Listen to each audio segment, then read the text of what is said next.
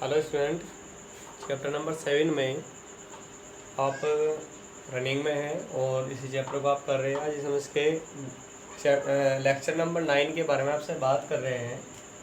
और इससे last video में हमने पढ़ा था कि जब हम किसी भी चुंबकीय क्षेत्र में आवेशित कण को गतिशील कराते हैं तो चुंबकीय बल आरोपित होता है हमेशा बराबर q v b sine theta. ठीक है, आज हम पढ़ने वाले हैं, हमारा जो आज का टॉपिक होगा कि एक समान चुंबकीय क्षेत्र में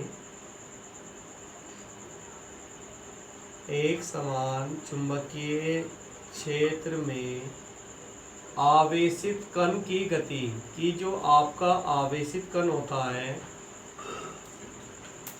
उसकी जो गति होती है वो किस प्रकार से होती है। आवेशित कण की गति, ठीक है, चुंबकीय क्षेत्र में आवेशित जो कण होता है उसकी जो गति होती है वो किस प्रकार से होती है, ये हमें सीखना है। आवेशित कण की गति का जो अध्ययन है वो हम 3 स्थितियों में करने वाले हैं। पहली स्थिति होगी कि जब कण चुंबकीय क्षेत्र के समांतर प्रवेश करता है। ठीक है, मान लीजिए चुंबकीय क्षेत्र के समांतर प्रवेश करता है। अगर वो चुंबकीय क्षेत्र के समांतर प्रवेश करेगा तो कंडीशन कुछ इस प्रकार से होगी कि मान लीजिए ये आपका चुंबकीय क्षेत्र है भाई, बी है, और ये जो आवेशित कण है इस पर जो आवेश है वो मान लीजिए क्यू है। ये चुंबकीय क्षेत्र के समांतर प्रवेश कर रहा है। समांतर जब प्रवेश करेगा विवेक से तो थीटा का मान या तो 0 डिग्री होगा, उसी दिशा में प्रवेश करेगा, या फिर अपोजिट दिशा में प्रवेश करेगा तो थीटा का मान 180 डिग्री भी हो सकता है। ठीक, तो अगर ये समांतर प्रवेश करता है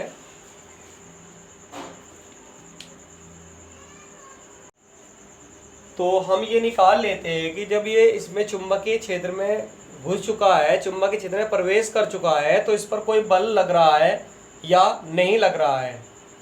अगर इस पर कण पर कोई बल लगेगा तो वो बल उसे प्रभावित करेगा और उसकी गति को थोड़ा बहुत चेंज करेगा। और मान लीजिए अगर इस पर कोई बल ही नहीं लग रहा है तो प्रभावित नहीं होगी गति, जिस तरह से गति पहले हो रही थी उसी तरह से गति होती रहेगी। तो सुनिए, जब चुंबकीय क्षेत्र के समांतर प्रवेश करता है तो उस टाइम पर चुंबकीय बल निकालते हैं। फॉर्मूला होता है आपका F बराबर q v b sine theta से। तो चूंकि थीटा बराबर 0 डिग्री है या 180 डिग्री और साइन 0 का मान 0 होता है, इसलिए चुंबकीय बल भी 0 हो जाएगा। अब आप देखिए कि चुंबकीय क्षेत्र में है तो सही, लेकिन चुंबकीय बल का जो मान है वो 0 है, अर्थात कोई चुंबकीय बल नहीं लग रहा है। तो कण पर जब कोई बल नहीं लग रहा है तो कण प्रभावित नहीं होगा। जिस तरह की गति उसकी पहले हो रही थी उसी गति को फॉलो करते हुए चलता रहेगा आगे की तरफ, अर्थात जो कण की गति होगी वो सरल रेखीय होगी। ये बात ध्यान रखेंगे, अर्थात कण की गति सरल रेखीय होगी। इसकी जो गति होगी वो आपकी सरल रेखीय होगी। क्लियर है भाई, ये पॉइंट पहला क्लियर हो गया।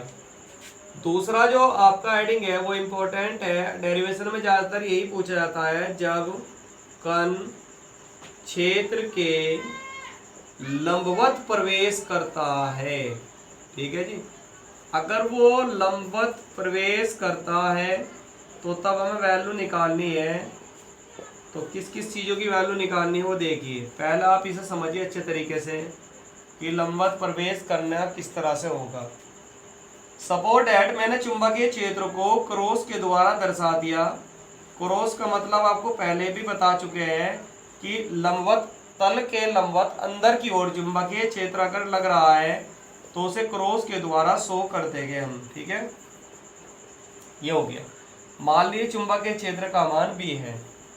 एक आवेशित कण है वो जो तल के समांतर v वेग से इसमें प्रवेश कर रहा है और उस पर आवेश Q होगा। चुंबकीय क्षेत्र तो A से है, तल के लंबवत अंदर की तरफ, और जो आवेशित कण है वो A से आ रहा है तो लंबवत आएगा। जैसे ही वो चुंबकीय क्षेत्र में प्रवेश करेगा तो उस पर चुंबकीय बल लगेगा और चुंबकीय बल कितना लगेगा, F बराबर q v b sine theta. अब यहाँ पर जैसा कि बता रहे हैं कि लंबवत प्रवेश कर रहा है तो थीटा का मान 90 डिग्री हो जाएगा।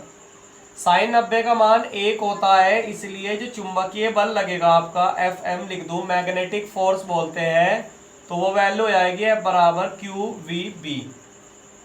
फिलहाल छोड़ दीजिए। अर्थात कहने का मतलब ये होगा कि जब कण लंबवत प्रवेश करता है तो उस पर कोई ना कोई चुंबकीय बल लगता है, और जैसे ही वो प्रवेश करेगा और मैं बल की दिशा देखूंगा तो फ्लेमिंग के बाएं हाथ के नियम से दिशा निकलती है चुंबकीय बल की, जो कि हमने आपको पढ़ाने वाले हैं। तो चुंबकीय बल की दिशा ये होती है कि जो आपकी पहली उंगली है, इन दो उंगलियों को और अंगूठे को एक दूसरे के लंबवत कर लीजिए। पहली उंगली चुंबकीय क्षेत्र की दिशा में हो, दूसरी उंगली कण की गति की दिशा में हो, तो जो आपका अंगूठा होगा वो बल की दिशा में होगा। देखिए चुंबकीय क्षेत्र तो अंदर की ओर है, कण की गति इधर की ओर हो रही है। तो जैसे ही कण चुंबकीय क्षेत्र में प्रवेश करेगा तो 10 ऊपर की ओर बल लगना शुरू हो जाएगा। ऊपर की ओर जब बल लगेगा तो इस बल के प्रभाव से ये कण जो होगा इस तरह से गति करेगा, और इसकी जो गति होगी वो वृत्ताकार पथ पर होती है ऐसे। ठीक है, क्यों? क्योंकि जैसे ही इस पॉइंट पर आएगा तो वेग तो इधर की ओर होगा, बल जो लगेगा वो ऊपर की दिशा में बल लगेगा ऐसे। ये बल लग गया, घूमता घूमता घूमता वो यहाँ पर आ गया। वेग तो इस दिशा में होगा लेकिन जो बल लगेगा वो इसके लंबवत लगेगा, यानी कि इस पॉइंट की ओर लगेगा। इसी तरह ये घूमता घूमता मुड़ता मुड़ता यहाँ आ गया, ये तो वेग की दिशा होगी लेकिन जो बल लगेगा वो इसके लंबवत लगेगा एक पॉइंट की ओर। ये लग गया बल। ये घूमता घूमता फिर यहाँ पर आ गया तो फिर से बल जो लगेगा वो इस दिशा में लगेगा। इस तरह से आप देख रहे हैं कि कण के किसी भी बिंदु पर मैं बल की दिशा निकालता हूं तो हमेशा बल एक बिंदु की ओर इंडिकेट कर रहा है, और जब बल एक बिंदु की ओर होता है तो उसे अभिकेंद्रीय बल कहते हैं। यानी कि अगर गति वृत्ताकार पथ पर हो और कण एक बिंदु की ओर सेंटर की ओर लग रहा हो तो वो बल अभिकेंद्रीय बल कहलाता है। 11वीं क्लास में पढ़ाया गया था। दूसरी बात मैं साथ साथ आपको बता दूं कि वृत्ताकार गति होने के लिए अभिकेंद्रीय बल का होना आवश्यक है, जो केंद्र की ओर लगता है। तो पता लगा कि ये चुंबकीय बल होता है, ये अभिकेंद्रीय बल का काम करेगा, और ये जो चुंबकीय बल है यही अभिकेंद्रीय बल प्रदान कराएगा। इस प्रकार यहाँ पर मैं लिख सकता हूं कि इस बल के प्रभाव से कण वृत्ताकार पथ पर गति करता है, वृत्ताकार पथ पर गति करता है, जिसके लिए आवश्यक अभिकेंद्रीय बल, जो आपको अभिकेंद्रीय बल चाहिए वो कहाँ से मिलता है? वो मिलता है चुंबकीय बल से प्राप्त होता है। क्लियर है भाई? अभिकेंद्रीय बल बराबर हो जाएगा चुंबकीय बल हो जाएगा। तो यहाँ पर मैं लिख सकता हूँ कि अभिकेंद्रीय बल बराबर चुंबकीय बल। ठीक है, अभिकेंद्रीय बल वृत्ताकार पथ पर गति होने के लिए वो मिलेगा किससे? जो बल पहला लग रहा है। पहले बल कौन सा लग रहा है? चुंबकीय बल, और उसकी वैल्यू है आपकी क्यू वी बी। एक v की पावर से v की पावर आपकी कैंसिल हो जाएगी, q और b को बटे में ले आइए, तो इस तरह से आपकी वृत्ताकार पथ की त्रिज्या निकल जाएगी, और त्रिज्या का फॉर्मूला होगा r बराबर mv और बटे में qb। इस तरह आपको इस डेरिवेशन में वृत्ताकार पथ की त्रिज्या का मान ही निकालना था, वो हमने निकाल दिया। कुछ पॉइंट्स होते हैं जिन्हें आप नोट करके लिख सकते हैं, जैसे कि पहली बात होती है कि संवेग का फॉर्मूला होता है द्रव्यमान गुना में वेग। इस तरह m और v की जगह मैं संवेग रख सकता हूँ, तो फॉर्मूला बन जाएगा r बराबर mv की जगह ले लेंगे हम p और बटे में हो जाएगा हमारा qb। ये भी हो सकता है।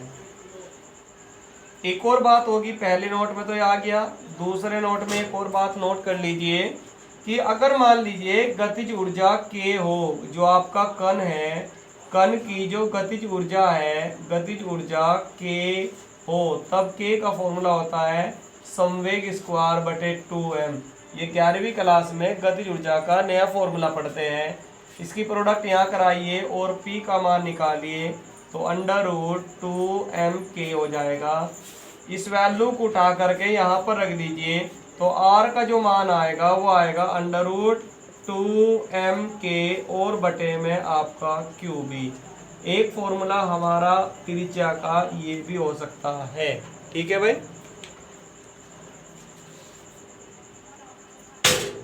आपकी अब तीसरी स्थिति होती है आवेशित कण की गति में, और तीसरी स्थिति आपकी जो बनेगी कि कण जो है वो किसी कोण पर प्रवेश करता हो।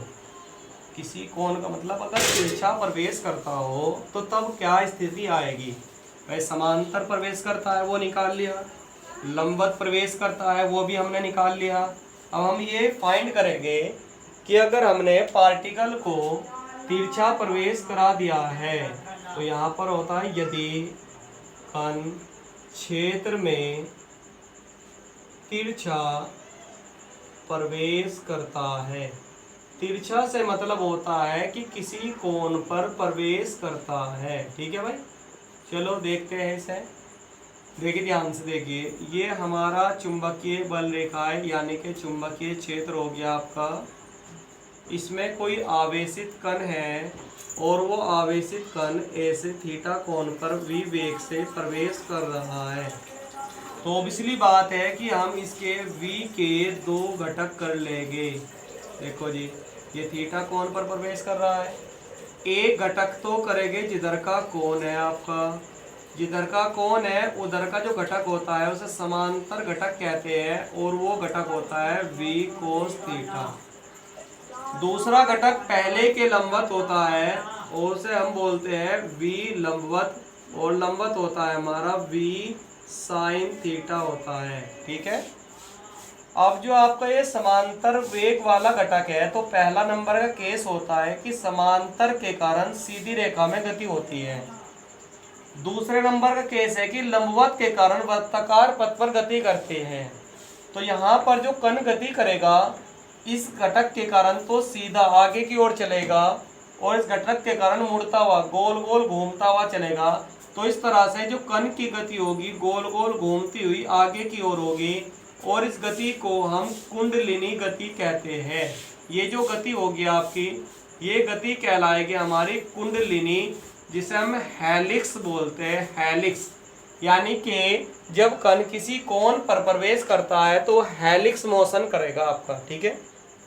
यहाँ पर अगर आप वृत्ताकार पथ की त्रिज्या निकालना चाह रहे हो तो वृत्ताकार पथ पर जो गति करेगा वो किसके कारण करेगा, लंबवत के कारण। तो इसलिए फॉर्मूला वही बनेगा r बराबर m, v की जगह बस v लंबवत लेना पड़ेगा और बटे में qb, और v लंबवत का जो वैल्यू है आपका वो है आपका v sin थीटा। इस तरह से फॉर्मूला बन जाएगा। अगर त्रिज्या हमें निकालनी हो इस हेलिक्स की तो r बराबर आ जाएगा mv sin थीटा और बटे में qb। क्लियर है भाई पॉइंट बिल्कुल। अब एक इसमें नोट करके इम्पोर्टेंट डेफिनेशन होती है और वो डेफिनेशन होती है पथ की पिच। पिच बोलते हैं रास्ते को।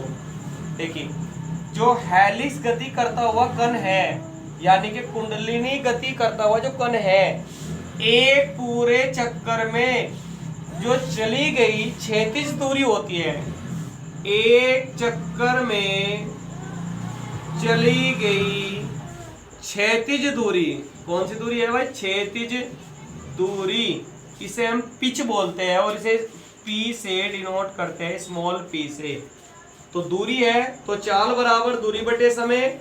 इस तरह से पिच का फॉर्मूला हो जाएगा दूरी बराबर चाल गुना समय।